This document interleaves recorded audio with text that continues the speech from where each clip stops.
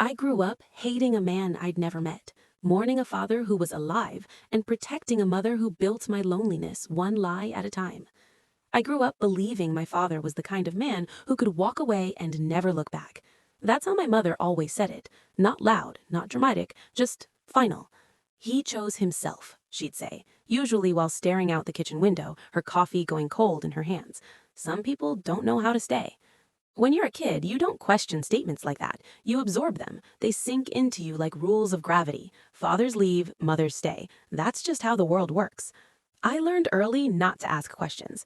The first time I did, I was 6. I remember because I was sitting on the carpet in our living room, surrounded by dolls I'd lined up into a fake family. There was a dad doll. I didn't know why I'd included him. "Mom," I said, not looking up, "why doesn't my dad ever call?" The room went quiet in a way that felt heavy, not angry, worse, careful. She took a breath before answering, like she was bracing herself against something sharp. "He doesn't want to," she said softly, "and that's not your fault." I nodded because that sounded like something I was supposed to accept, but something inside me twisted anyway. If it wasn't my fault, why did it feel like it was? After that, I stopped asking. My mother raised me alone, and she made sure I knew how hard that was. Not in a cruel way. She didn't scream or complain outright. It was subtler than that. Small reminders woven into daily life. "You and me against the world," she'd say when bills piled up on the counter. "I gave up a lot for you," she'd whisper when she thought I was asleep. "Some people run when things get hard," she'd mutter when the car broke down. She never said my father's name. Not once. He was always him, or your father, or sometimes that man. By the time I was 10, I hated him without ever having met him. At school, during Father's Day activities, I'd pretend not to care. I'd roll my eyes when teachers asked kids to draw pictures for their dads. I'd say stuff like, "My dad sucks anyway," even though I didn't know if that was true. Kids believed me. Teachers nodded sympathetically. Nobody pushed. At home, my mother would hug me tight on those days, her arms wrapping around me like armor. "You don't need him," she'd say into my hair. "You have me." And I believed her. I had to. Loyalty became instinct. When I was 13, I found the shoebox. It was tucked away in the back of my mom's closet, behind winter coats that smelled like old perfume and dust. I wasn't snooping, at least that's what I told myself. I was looking for a scarf. The box was taped shut, edges worn soft with time. My name was written on the lid in my mother's handwriting. I sat on the floor with it in my lap, heart thudding, feeling like I was about to cross some invisible line. Inside were photos. A man holding a baby. A man smiling at the camera like he wasn't afraid of the future. A man with his arm around my mother, both of them younger, softer. I stared at his face for a long time. He didn't look like a villain. That confused me more than anything. When my mother came home and saw the box open, her face changed. Not panic, not fear, something tighter. "Why are you looking at those?" she asked. "You never told me what he looked like. That's him, right?" She sat down slowly, like her body needed permission. "He's not important," she said softly, "and those pictures don't mean anything." "But he's my dad." Her jaw tightened. "Biologically, sure." That word, biologically, hit weird, like she was drawing a line I wasn't allowed to cross. "He left. That's all you need to know." I wanted to push. I wanted to ask why there were pictures of him holding me like I mattered, why his smile didn't look fake, why my chest felt like it was splitting open. But the look on her face stopped me. So I closed the box, and I didn't bring it up again. Growing up meant learning when to swallow things. By high school, my mother and I had developed a rhythm. I didn't rebel, I didn't cause problems. I got good grades, came home on time, and stayed small in ways that mattered. She liked that, I could tell. Anytime I showed independence, talked about moving out someday or traveling, she'd get quiet. "You're all I have," she'd say, not accusing, just stating a fact, and I'd feel guilty for even wanting more. Anytime someone mentioned fathers, friends complaining about theirs, TV shows with loving dads, I felt this sharp mix of anger and grief. Anger at a man who abandoned us, grief for something I'd never had. I built my identity around that absence. Strong because I had to be, independent because no one else was coming, loyal because leaving felt like betrayal. In college, a professor once asked us to write about our parents. When I wrote about my father, the words came out bitter and cold. I painted him as selfish, immature, incapable of love. My professor wrote a note in the margin. "This sounds inherited." I didn't know what that meant then. After graduation, I stayed close to home. My mother pretended not to care, but I could feel her relief. She liked knowing where I was, who I was with, that she still mattered most. Every time someone asked about my dad, my mother would beat me to the answer. He left when she was little, but we turned out just fine. I smiled because that's what good daughters do. The first real crack came from my aunt, my mother's older sister, at a family barbecue. It was hot, everyone a little tipsy, conversations loose. I was standing near the cooler when my aunt looked at me and said casually, "You know you have his eyes." My stomach dropped. "His?" I asked. She blinked. "Your dad's." The air shifted. My mother appeared instantly, like she was summoned. "That's enough," she snapped. My aunt frowned. "What? I didn't mean—" "We don't talk about him," my mother said, voice sharp enough to cut. Later that night, I lay in bed staring at the ceiling, my aunt's words looping in my head. "You have his eyes." Not had, not used to, present tense. Something about that wouldn't let me sleep. The next morning, I Googled my father's name for the first time in my life. I expected nothing, maybe an old address, a dead end. Instead, I found traces, a work profile, a public record, a photo that looked recent. He hadn't vanished, he hadn't fallen off the earth, he just disappeared from my life. And suddenly, the story I'd been living in didn't feel as solid as it used to. That night, I asked my mother one simple question. Did he ever try to contact me? She didn't answer right away. And in that pause, just a second too long, something inside me shifted. Not anger yet, not betrayal, just the quiet, terrifying realization that I might not know the truth. After I asked that question, nothing felt the same. Did he ever try to contact me? My mother's face didn't change much, but I knew her too well. Her eyes slid away from mine, her mouth pressed into a line that meant, "This conversation is over before it begins." "Why would he?" she said finally. "He made his choice." That was it. No explanation, no details, just a door slammed quietly in my face. I nodded like I always did, backed off like I was trained to, but something had cracked and I could feel it spidering through everything I thought I knew. Because if the answer was so simple, why had she needed time to think? Over the next few weeks, I started noticing things I'd somehow missed my entire life. Little inconsistencies, tiny edits to the story depending on who was listening. When it was just us, my father was careless, weak, someone who didn't want responsibility. When she talked to relatives, he was unstable, in and out, never reliable. When she talked to strangers, he barely existed at all. It was like she kept multiple versions of him in her back pocket and pulled out whichever one worked best in the moment. And every time I tried to get specifics, dates, reasons, actual events, the conversation slid sideways. "He left when you were really young. It was complicated. You wouldn't understand." I was 26 years old. That should have been my first clue. The second came from paperwork. I was helping her organize documents one afternoon, insurance stuff, old tax returns, normal adult daughter things. That's when I noticed a gap. There were marriage records, divorce papers, but the timeline didn't match what I'd been told. According to the documents, my parents separated when I was almost 4. 4. Not a baby, not an infant, 4 years old. I remember being 4. I remember the blue carpet in our old apartment. I remember sitting at a small kitchen table with a chipped corner. I remember voices through walls, raised voices. I remember a man kneeling to tie my shoes once. His hands were warm, steady. I'd always assumed that memory was fake, something I'd invented because I wanted a dad. But what if it wasn't? That night, I couldn't sleep. My chest felt tight, like there was something lodged there I couldn't swallow or spit out. I kept replaying moments from my childhood, rewatching them with new eyes. Why had my mother always reacted so strongly whenever I showed curiosity instead of anger? Why did she freeze whenever someone mentioned him casually, like he wasn't supposed to exist in the room? Why had the shoebox been labeled with my name? I decided not to confront her. Not yet. Instead, I did something that felt almost disloyal. I reached out to my aunt. We met for coffee on a gray Sunday morning. The place smelled like burnt espresso and wet coats.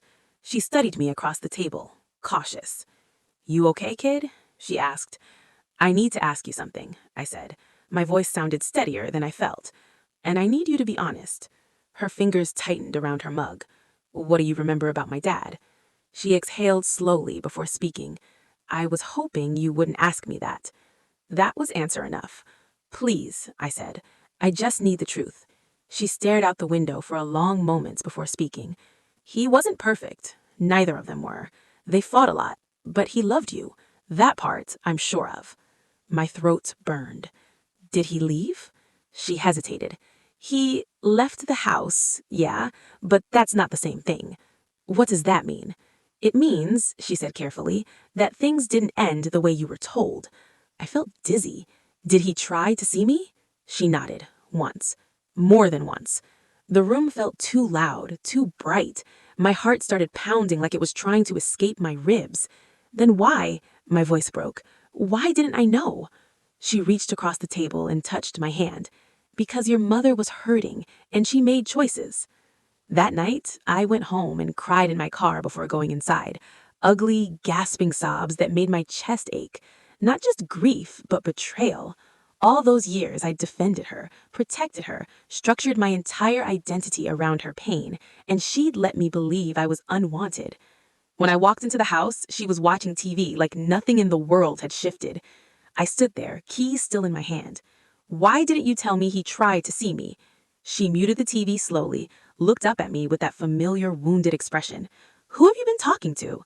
That was her tell. Always deflection, always control. Answer the question, I said. My voice shook, but I didn't stop. Did he try? Her face hardened. He caused enough damage already. I wasn't going to let him confuse you. So you decided for me? I protected you. No, I said. You decided. Then she stood up, anger flaring. You have no idea what I went through. You think raising you alone was easy? You think I didn't sacrifice? I never said you didn't, I replied, but that doesn't give you the right to lie to me. Her eyes filled with tears, but something about them felt performative, like a switch had flipped. He would have left you eventually. I just spared you the pain. The words landed hard, because suddenly the villain in the story wasn't a man who disappeared, it was the person standing in front of me. I spent the next few months quietly pulling threads. I requested records, dug through old storage boxes, found envelopes addressed in my name that had never been opened. Letters. From him. The handwriting was careful, hopeful, each one asking how I was, each one ending with love. They were dated years apart. He hadn't stopped trying. The last letter was returned unopened, stamped recipient not available. I sat on my bedroom floor with those letters spread around me like evidence, shaking so hard I thought I might throw up. Every birthday I cried for him. Every Father's Day I pretended not to care. Every time I told myself I wasn't enough to be missed. And all along, he had been there. I confronted my mother one final time. She didn't deny it anymore. I did what I had to, she said coldly. You were mine. That was the moment something broke inside me. Not loudly, not dramatically, just clean. The loyalty snapped, the guilt evaporated, and in its place was clarity. She hadn't lost him, she'd taken him from me. And suddenly I needed proof, not just for myself, but for the truth she'd buried. That's when I ordered the DNA test and started looking for him. The DNA kit sat on my kitchen counter for 3 days before I touched it. Not because I didn't want answers, but because I was scared of what certainty would do to me. There's a strange comfort in doubt. Doubt lets you pretend there's still room for interpretation, that maybe everyone's a little wrong and a little right. Proof doesn't offer that kindness. Proof slams doors. On the 4th morning, I woke up before my alarm, heart racing like I'd been running in my sleep. I padded into the kitchen barefoot, the floor cold against my soles, and stared at the box like it might start talking first.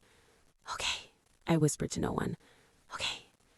I followed the instructions mechanically. Spit, seal, mail. The moment it left my hands at the post office, I felt lighter and somehow more terrified. While I waited, I kept digging. I found an old email address tucked into one of the letters. It took me 2 hours to work up the courage to type it in. My fingers hovered over the keyboard. What if he didn't want me anymore? What if my mother was right and he'd moved on, replaced me, forgotten? I thought about the letters, the careful handwriting, the consistency, the love that didn't fade. So I wrote, Hi. You don't know me, or maybe you do. My name is Emily. I think I'm your daughter. I stared at the screen for a long time before hitting send. Then I cried again, because at this point, crying felt like breathing. He replied the next day. I recognized myself in his words immediately. Not the phrasing, but the restraint, the fear of saying the wrong thing, the gentleness. I've waited a long time to hear from you. I didn't know if I ever would. I don't want to overwhelm you, but yes, I know exactly who you are. I read that email at least 20 times. He didn't accuse, he didn't blame my mother, he didn't demand anything. He just told me he'd never stopped loving me. We started emailing every few days, then texting, then calling. The first time I heard his voice, I had to pull the car over. It was deeper than I expected, a little rough around the edges, nervous. "Hey," he said, "it's really you, huh?" I laughed and cried at the same time. "Yeah, it's me." We talked for hours, about nothing and everything. He told me about his life, how he'd moved cities after the divorce because being close hurt too much, how he tried to fight legally but lost, how every letter he sent felt like dropping a piece of himself into a void. "I didn't know what she told you," he admitted. "I figured if you wanted me, you'd come looking." "I thought you didn't want me," I said. There was a long silence. "You wanted me every day," he said quietly. The DNA results arrived a week later, 99.99%. I stared at the screen, numb. Even though I already knew, seeing it in black and white felt like standing at the edge of something irreversible. I wasn't crazy. I wasn't mistaken. I hadn't imagined his absence. It had been manufactured. I went to my mother's house that night. She opened the door with a smile that faded when she saw my face. "What's wrong?" she asked. I walked past her and set the DNA results and letters on the table. "What's this?" she said sharply. "Truth," I replied. She picked up the papers with shaking hands, read, reread. Her shoulders sagged. "So you went behind my back," she said. That was it. No apology, no explanation. "You lied to me for 26 years. You let me believe my own father didn't love me." Her eyes hardened. "I did what I had to do to survive." "No," I said. "You did what you had to do to control." She stood up suddenly. "You think he's some hero? You think he didn't hurt me?" I said carefully, "that whatever happened between you two didn't give you the right to take my choice away." Her voice rose. "You were a child, and now I'm an adult, and I get to decide who I have in my life." That's when she said the thing I'll never forget. "If you choose him, you're choosing against me." The manipulation was naked now, ugly. I didn't raise my voice. "I'm choosing myself." Her face crumpled then, but not in remorse, in rage. "You owe me," she said, "after everything I gave up." I nodded slowly, and I gave up my father. Silence filled the room, heavy, suffocating. I picked up my coat. "I'm done," I said. After that, the truth spread without me having to push it. My aunt knew, then cousins, then family friends who started asking questions when they saw me posting pictures with a man who looked suspiciously like me. My father didn't hide. He never asked me to. We met in person 2 months later, at a quiet park, neutral ground. He stood when he saw me, hands shoved in his jacket pockets like he didn't trust them not to shake. "You look like her," he said softly, "but more like me." I smiled through tears. "I feel like I lost so much time." "Me too, but I'm here now, if you want me." "I do. I really do." The more people learned the truth, the more my mother unraveled. Friends stopped calling, relatives pulled back, not out of cruelty, but discomfort. Nobody knew how to reconcile the woman they thought they knew with the one who'd lied to her own child. She tried to spin it, to frame herself as a misunderstood, as a victim of circumstance. But lies don't age well, and neither does control.